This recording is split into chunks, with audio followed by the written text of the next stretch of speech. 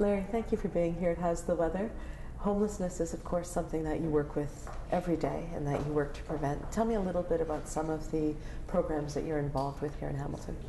So my day job is with the Housing Help Center, where we try and help people find affordable, appropriate, and accessible housing that meets their needs, and specifically to women, as we've discovered today. There are huge barriers for them finding appropriate housing, and sometimes the inappropriate housing leads to some negative consequences that then exacerbate the problems exponentially. So that's my day job. My additional duties, I suppose, I co-chair the Affordable Housing Flagship, which looks at trying to address the full housing continuum across the city, and I also co-chair the Hamilton Housing and Homelessness Action Plan, which is looking at 54 strategies to address the overall affordability and housing access within the city of Hamilton, which has created those strategies, which we're just beginning to mobilize, and hopefully we'll begin to address these in some circumstances in gender specific, and in some circumstances in what's good for the broad community.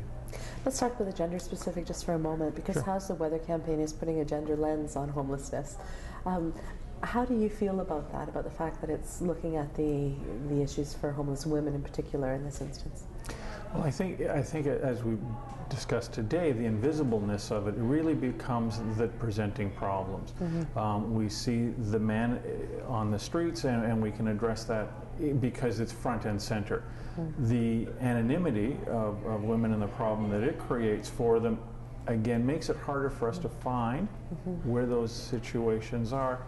And again, as a result of that, we don't really appreciate the scope and the impact of that on women and additionally families as well. So there's a complexity there, there's a difficulty in identifying them. They're maybe couch surfing or finding other alternatives, and yet they, as you mentioned, even when they find housing, I heard one woman tell me about how there was mold in the shower and bed bugs, and the landlord wasn't helpful, and she had a young daughter, and it just sounds like the kind of situation that the rest of us wouldn't be able to cope in. How do you move them to, as you said, appropriate housing? How do you find them and meet those needs and move them?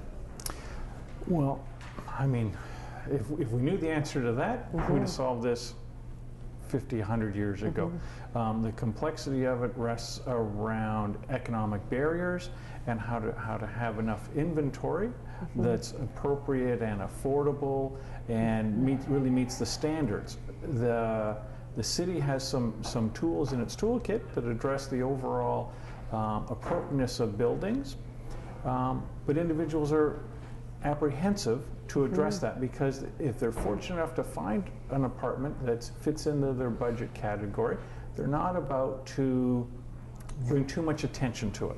So they tend not to do that. So we know folks that are living in substandard units that are illegal rooming houses, as an example, or motel hotel combinations that might not be appropriate for their living circumstances, maybe paying what might appear to be an awful lot, but they don't feel that they don't feel and they don't experience that they have very many options to it. So they end up in areas that they shouldn't be in. So there's so many barriers and so many problems.